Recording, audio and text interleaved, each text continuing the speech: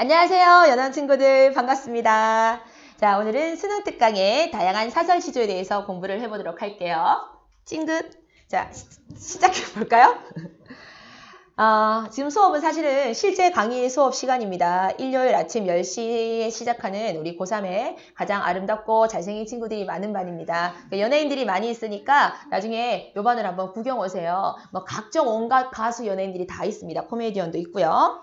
자, 사설 시조를 공부하기 전에 먼저 평시조와 사설 시조의 차이점에 대해서 한번 잡고 가는 게 좋을 것 같고, 사실 이제 우리 앞으로 계속 모든 수업 시간에 수능 특강을 하게 될 건데, 수능 특강을 할 때 주의사항은 선생님이 저번 주에 말씀을 한번 드렸습니다. 수능 특강 한 권에 학교 거랑 학원 거를 같이 필기하자고 얘기했었죠. 그죠? 그래서 가급적이면 연암 거는 붉은 색깔로 필기를 다 해주시고, 학교 거는 여러분들이 원하는 색깔로 해서 색깔을 바꾸지 말고 여러 번 연암 거는 한 색깔로, 학교 거는 한 색깔로 해야지 9월 달에 다시 수능 특강을 복습하기 좋은 책을 만들 수가 있습니다. 네, 그렇게 하고 다음 주에는 책을 구비해 오시면 됩니다. 자, 사설시조와 평시조의 차이점을 시작하겠습니다. 필기를 시작하도록 해주세요. 평시조와 사설시조. 자, 먼저 형식부터 생각을 해볼게요. 형식. 평시조의 형식은 3장 6구입니다. 3장 6구라고 해서 3장은 초장, 중장, 종장이고 6구는 두 어절을 묶어서 한 구라고 얘기하거든요. 자, 그런데 사설시조는 3장은 같다고 보시면 되고요. 8구 이상입니다. 이게 차이점입니다. 자, 선생님 그러면 7구는 뭔가요? 7구는 어시조라고 해요. 그래서 어시조는 잘 많지 않기 때문에 기본적으로 우리가 평시조, 사설시조 두 개로 구분하곤 합니다. 자, 평시조는 주로 시기도 한번 정리해 볼까요? 성행하는 시기가 있어. 시조는 고려 말부터 지금까지 지어지고 있는 고전시가 양식이에요. 그래서 시조는 지금도 있습니다. 현대 시조도 많이 짓고 있거든요. 근데 시기가 주로 평시조는 주로 조선 전기에 많이 지어졌고, 자, 그리고 사설시조는 주로 조선 후기에 많이 지어졌습니다. 뭐 이거는 100%가 아니고 주로라는 겁니다. 자, 그 다음에 사실 선생님이 제일 중시하는 게 작가거든요. 이 작가를 알면 작가들의 어떤 성향이라는 게 조금 있잖아요. 그래서 우리 작가층에 대해서 작자층에 대해서 정리를 해볼게요. 물론 당연히 100%는 아닙니다. 자, 평시조를 지은 작가는 당연히 사대부 작가들입니다. 사대부. 우리가 조선시대니까 당연히 양반이라고 할 수 있겠죠. 그죠? 사대부 작가층입니다. 시기적으로 보면 신라시대 때 우리가 지배층을 생각하면은 뭐 귀족이나 승려나 화랑을 생각할 수가 있잖아. 그지? 고려시대 때는 뭐 귀족 이렇게 생각하면 되고, 조선시대 때는 사대부 양반 이러면 되겠지. 자, 사설시조는 그럼 누구예요? 당연히 서민 작가겠죠. 서민 작가입니다. 자, 작자층이 이렇게 나오니까 주제가 잘 잡힐 것 같아요. 주제 잘 적어주세요. 자, 우리 사대부 작가들이 관심 분야가 뭐 어떤 것들이에요? 유교적인 내용이죠. 그죠? 충사상, 효사상. 그래서 유교적 충, 효, 열사상입니다. 유교적인 충, 효, 열사상을 주로 다루고 있고, 여기다 플러스 자연친화. 자, 그래서 입신양명이라는 주제를 좋아하기도 했지만 우리 사대부들은 자연에 들어가서 욕심 없이 살아가는 안빈닥도의 삶을 꿈꾸기도 했잖아요. 자, 주제 잡았습니다. 자, 그러면 사설시조의 주제는 주로 어떤 내용이었어? 감정 솔직하게 토로한 내용들이 되게 많았죠. 그죠? 그래서 인간적 감정을 진솔하게 표현하는 시가 사실 대부분이었습니다. 인간적 감정을 진솔하게 표현하는 시가 대부분이었고, 선생님 아래에 적을게요. 자, 또 하나 더 현실 비판이었었죠. 그래서 현실적 삶이 너무 힘들었어. 현실 비판. 세금도 너무 많이 걷어가고 탄압도 너무 많이 당하고 탐관오리들이 너무 괴롭혔단 말이야. 가령 주고 당했단 말이야. 이래서 현실 비판의 시도 굉장히 많습니다. 자, 사설시조는 역시 서민 작가다 보니까 그랬던 것 같아요. 자, 그러면 소재의 특징에 대해서도 한번 찾아보도록 하겠습니다. 마지막입니다. 소재의 특징. 자, 양반들이 쓰는 소재는요. 유교에 관한 거, 충성심, 효에 관한 거, 욕심 없는 삶에 대한 거예요. 그러면 당연히 어떤 내용이겠어? 추상적인 특징을 많이 가지고 있고 추상적이고 관념적입니다. 자, 근데 그에 비해서 사설시조는요. 자신의 삶에 관한 현실에 대한 비판, 현실 속에 느꼈던 감정을 표현한다는 말이에요. 그래서 일상적인 소재가 많아요. 일상적이면서 당연히 현실적인 내용도 많고 현실적이고 지배층을 욕하는 내용이 많다는 겁니다. 그러면 풍자 그리고 웃기는 내용 많습니다. 해학 이렇게 정리할 수가 있습니다. 자, 우리 평시조, 사설시조 정리를 다 했습니다. 자, 우리 사설시조는요. 평시조보다 늦게 나오는 어떤 형식이고 평시조가 3, 4, 3, 4, 3, 4, 3, 4, 3, 5, 4, 3의 형식이면은 사설시조는 주로 중장이 길어져요. 짠짠짠짠 딴딴딴 간혹 가다가 종장도 길어지기도 합니다. 그래서 이런 형식이 바로 사설시조고 사설시조만으로도 표현이 덜 됐기 때문에 뭐가 나타났다? 가사가 나온 겁니다.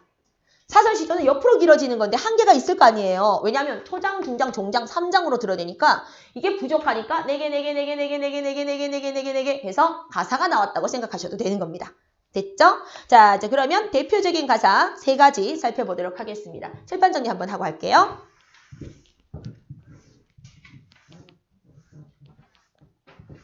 첫 번째 시입니다. 많이 들어봤던 시인 것 같은데 작자 미상에 바람도 쉬어넘는 들어가겠습니다. 3개 다 사설시조입니다. 자, 합니다.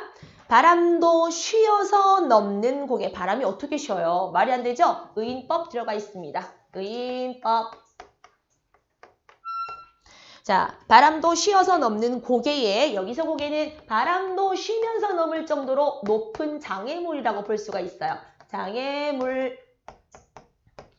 장애물 고개에 구름이라도 쉬면서 넘어가는 장애물 혹은 단절, 힘겨운 단절, 장애물 이런 장애물에 산진이, 수진이, 해동청, 보람의 이 3가지 종류가 다 매의 종류들입니다.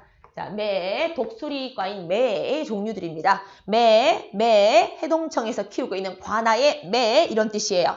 자, 이런 매들도 쉬어서 넘는 고봉, 높은 봉우리라는 뜻이에요. 높은 봉우리의 장성령 고개다. 자, 똑같습니다. 고개니까 장애물을 의미하는 높은 고개란 뜻이에요. 자, 지금 여기 보시면 고개, 이런 고개 해서 또 다른 수사법, 열거법이 사용이 되었습니다. 열거법. 자, 그리고 얘들아 있잖아. 아무리 봉우리가 높아도 그렇지 어떻게 지나가는 매가 쉬면서 가요? 바람이 왜 쉬면서 가요? 자, 조금 뻥이 심하다. 과장법 들어가 있네요. 과장법까지 들어가 있어요. 자, 그래서 초장과 중장에 열거법, 과장법, 의인법이 적절하게 섞여 들어가 있는 거였습니다. 자, 그런데 마지막 종장이 화자의 마음이 직접적으로 드러나는 부분입니다. 자, 그 너머에 님이 왔다고 한다면 자, 님 나왔어요. 자, 님이 시적 대상이고 시적 대상 중심 인물입니다. 화자는 나, 대상은 님. 시적 대상이고 그리운 대상이죠. 그리운 존재. 만약에 그 너머에 내가 사랑하는 님이 왔다 하면 진짜가 아니고 상황 과정이에요. 상황을 가정했습니다. 만약에 진짜 왔다는 게 아니고 만약에 그 님이 온다면 상황 가정이 들어가 있고 온다면 나는 아니 한 번도 쉬면서 넘어가겠다. 상황이 가정되고 났잖아. 그러면 적극적 행동을 하겠다. 이런 뜻입니다. 적극적 행동. 나 있잖아. 그 상황만 되면은 적극적으로 그 님한테 쫓아갈 거야. 이런 뜻이에요. 자, 그래서 일반적인 사설시조가 보면은 감정적인데 되게 충실하거든요. 딱 맞네요. 그죠? 자, 그래서 주제는 당연히 님에 대한 사랑, 간절한 기다림. 주제는 우리가 많이 봤던 주제이기도 하고 표현법이 조금 특이하긴 했었습니다. 뭐 과장법 들어가 있다는 거, 장애물을 의미하는 고개가 나왔다는 게 조금 중요하죠. 자, 대표적인 사설시조 감정 솔직하게 표현했습니다. 아까 주제면에서 대표적인 사설시조의 양식을 따르고 있다라는 걸 봤습니다. 자, 2번째입니다. 자, 이제 이번에는 어떤 걸까 한번 보도록 할게요. 우리 아까 선생님이 소재의 특징 중에서 해학적인 거 얘기했었죠. 그죠? 자, 이제 그게 들어갈 거예요. 해학적이고 일상적인 소재가 사용이 될 겁니다. 창내고자, 창내고자. 자, 이거 우리 많이 아는 구조인데요. A, A, B, A 구조 나옵니다. 창내고자, 창내고자. 내 가슴에 창을 내고자. 자, A, A, B, A. 이런 걸 율격 구조라고 합니다. 율격 구조라고 하지? 자, 여기서 중요한 건 창입니다. 창. 창은 답답함을 해소할 수 있는 통로라고 보시면 돼요. 적어볼까요? 답답함 해소 통로. 창내고자, 창내고자. 내 가슴에 답답을 해소할 수 있는 통로를 내고 싶다라는 것 자체가 벌써 비현실적 가정이죠. 비현실 상황 가정. 비현실 상황을 가정했어. 이걸 통해서 마음이 진짜 너무 답답하다는 뜻이에요. 자, 창을 내고자. 고모장지. 자, 우리 한번 갈로 열어볼까요? 고모장지, 세살장지, 들장지, 열장지. 갈로 닫아줍니다. 요까지가 문 종류들입니다. 와, 어때요? 일상적인 소재를 나열했죠. 그죠? 우리 사설지조의 특징을 다 가지고 있는 것 같아요. 일상적 소재를 나열했습니다. 자, 열장지, 들장지. 자, 다시 또 갈로 열어볼게요. 암돌적이, 수돌적이 갈로 닫아줍니다. 자, 물론 맞춤법으로 이렇게 적으면 안 돼. 암톨적이, 수톨적이 이렇게 적어야 되거든. 암돌적이, 수돌적이. 얘는요, 문을 여닫는 도구들입니다. 문을 여닫는 도구. 필기를 잘 해놓으시고 수능 특강에 잘 옮겨주셔야 돼요. 네, 얘가 이제 우리 어쨌든 내신이기도 하고 그 다음에 또 수능이기도 하거든요. 자, 그리고 배목걸새 크나큰 장돌이 갈로 열고 닫아줍니다. 문 관련, 문 여는 건 아니고 문에 관련된 도구들이죠. 문에 관련된 도구들입니다. 자, 이렇게 도구들의 이름을 일상적으로 나열했죠. 일상적 사물을 나열했어요.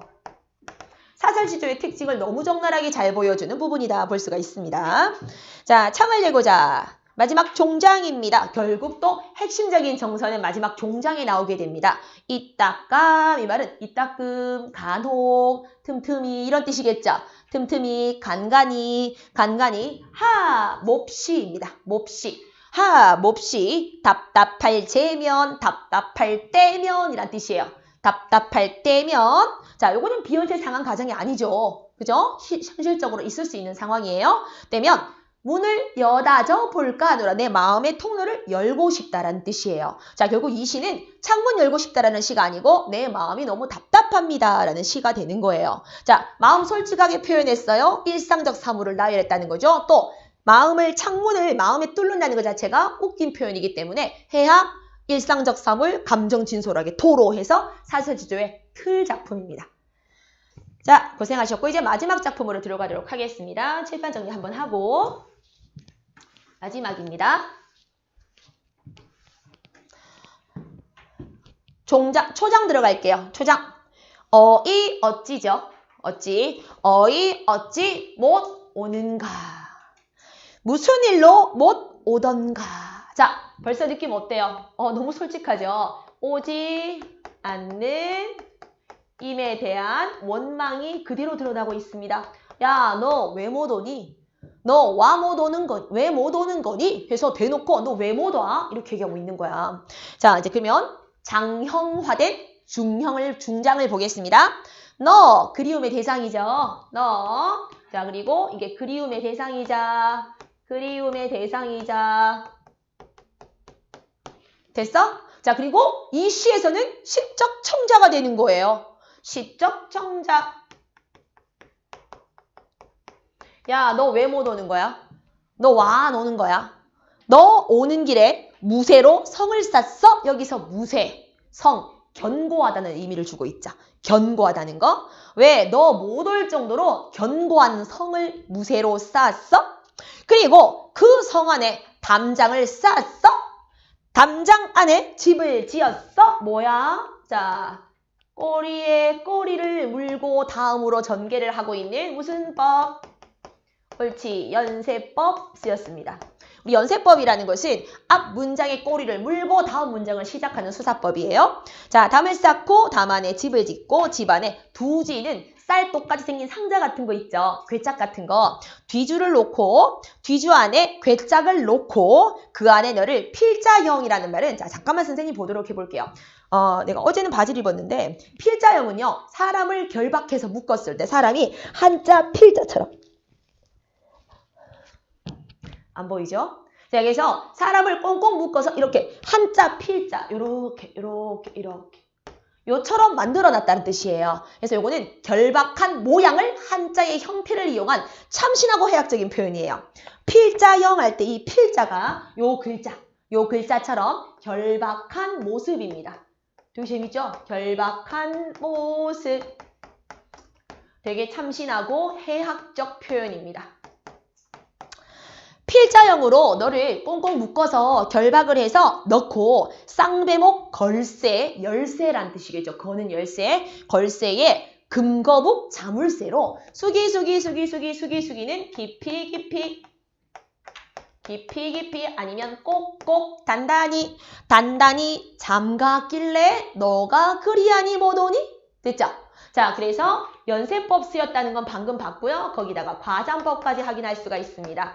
솔직히 이거 뭐 연락 안 한다고 해가지고 이 정도까지 뭐 이 사람을 위해서 성 만들고 집을 만들고 이럴 일은 없잖아. 그래서 과장법이 들어가 있습니다. 자, 이제 마지막입니다. 한 해도 12달입니다. 시간을 구체화시킨 표현이에요. 시간을 구체화시켰습니다. 보통 우리가 시간을 구체화시키는 이유는요. 지루할 때 구체화 많이 시키거든요. 예를 들어서 1분이라고 하지 않고 60초 똑같은 말이긴 한데 더 길게 느껴지잖아요. 그래서 우리 수업 고3 수업 4시간 이기보다는 240분 이러면 더 길게 느껴지는 것처럼 지루할 때 쓰기도 하고 요 같은 경우에는 야 1년인데 연락을 안 해? 그런데 12달인데 연락을 안 해? 어때요? 연락을 하지 않는 님에 대한 원망이라든지 간절한 기다림이 좀 더 잘 부각이 되죠. 그죠? 1과 12가 더 큰 것 같은데도 왜 연락을 하지 않냐? 라는 해서 감정을 강조하기에 좋은 방법, 시간의 구체화 방법이었습니다. 자, 한 해도 12달이야. 12개나 되는데 연락을 안 해? 한 달도 30날이야. 30일인데 연락을 안 해? 이런 뜻이에요. 그래서 원망이라는 정서를 강조할 수 있었습니다. 적어둘까요? 정서, 강조. 정서를 강조하기 위해서 시간을 구체화했습니다. 30일 동안에 그날에 나를 보러 올 한리, 하루가 없어 서리법으로 끝을 내고 있네요. 서리법, 나한테 하루도 없단 말이야. 서리법이었습니다. 자, 감정 솔직하게 표현했고 사용되는 단어들이 되게 일상적인 소재였습니다. 자, 이해가 잘 되셨습니까? 네, 3가지의 시가 다 인간적 감정들에 관한 시였다는 거 기억해 주시고요. 자, 우리 사설시조 3가지 공부했었습니다. 연암국어 오늘 파이팅입니다. 안녕!